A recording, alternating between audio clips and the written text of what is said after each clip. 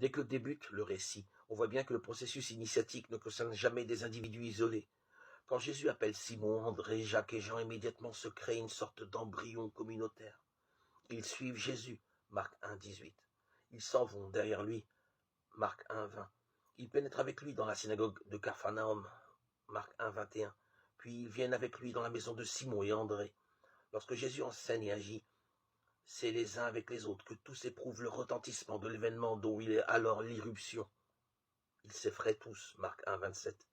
Durant toute la journée de Capharnaüm, rien ne se passe sans que Jésus soit accompagné des 4 hommes qu'il a appelés, Simon et ceux d'avec lui. Marc 1, 36. Mais les dimensions de l'espace communautaire débordent très largement le groupe des 4 pécheurs. Ils sont beaucoup à regarder et à se laisser mettre en travail par ce qui se produit lorsque Jésus agit.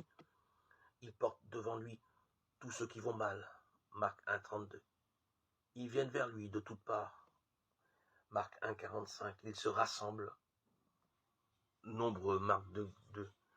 Ils viennent et amènent devant lui un homme paralytique.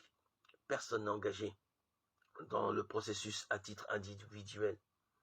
Des hommes et des femmes sont rassemblés par un événement dont ils goûtent ensemble le retentissement. Ils sont stupéfaits.